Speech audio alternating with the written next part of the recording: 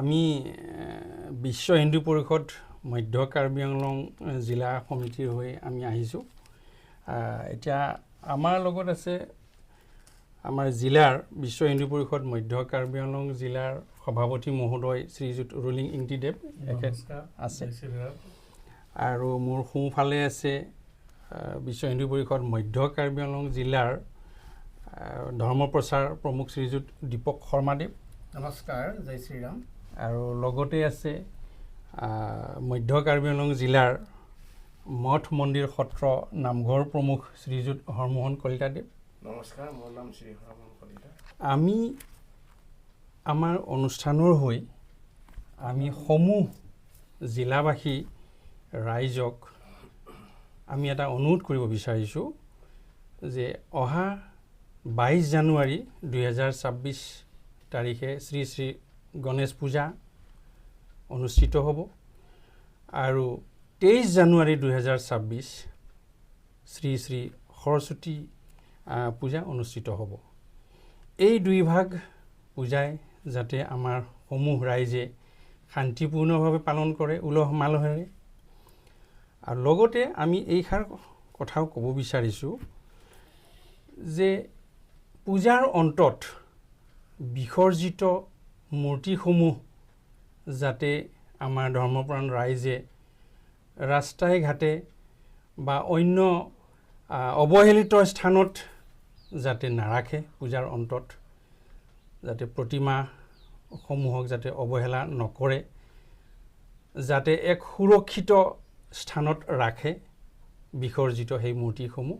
তাৰ বাবে আমি বিনম্ৰ অনুৰোধ জনাইছোঁ সমূহ ৰাইজক।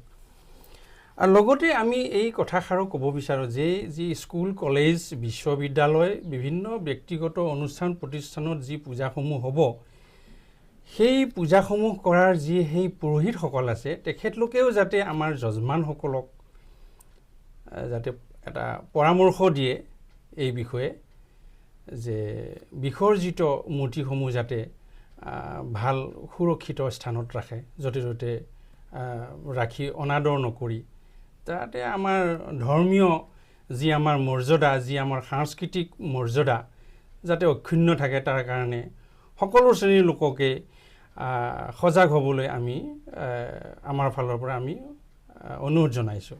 ধন্যবাদ। তাৰমানে বিশেষকৈ এইটো এটা ধৰ্মীয় আৰু সাংস্কৃতিক মৰ্যাদাৰ কথা, যাতে মূৰ্তিসমূহ বিসৰ্জিত মূৰ্তিসমূহ যিহেতু আমি তাত প্ৰাণ প্ৰতিষ্ঠা কৰোঁ, দেৱতাৰ প্ৰাণ প্ৰতিষ্ঠা কৰি আমি পূজা অৰ্চনা কৰোঁ, আমি দেৱী দেৱতাৰ পৰা আমি আশীৰ্বাদ লওঁ, আমি মংগল কামনা কৰোঁ। পূজাৰ অন্তত দেৱতাসকলক যি বিসৰ্জন দিয়া হয়, বিসৰ্জিত সেই মূৰ্তিসমূহ যাতে আমি তেনেকৈ অৱহেলিত অৱস্থাত আমি ৰখাটো নিবিচাৰোঁ। ই আমাৰ ধৰ্মৰ হানিকৰ আৰু মৰ্যাদা হানিকৰ বিষয় বুলি আমি ভাবোঁ।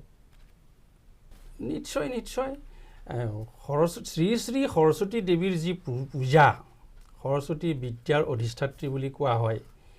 প্ৰকৃতাৰ্থত ভাৰতবৰ্ষত ই হ'ল এটা শৈক্ষিক আন্দোলন। এই শৈক্ষিক আন্দোলন যি সৰস্বতী পূজা, বাগদেৱী সৰস্বতীক আগত লৈ আৰাধনা উপাসনা যি কৰি আচলতে যি বিদ্যাৰ শক্তি বিচৰা হয়, বিদ্যাই সকলো কৰ্মৰ যি মূল, সকলো সফলতাৰ মূল হ'ল বিদ্যা। বিদ্যাৰ অধিষ্ঠাত্ৰী দেৱীক উপাসনা কৰিব লাগে, বিদ্যাৰ সাধনা ছাত্ৰ ছাত্ৰীসকলে কৰিব লাগে, আৰু সেই বিদ্যাৰ যাতে মানে সৎ প্ৰয়োগ হয় তাৰ কাৰণে সকলোৱে সজাগ হ'ব লাগে।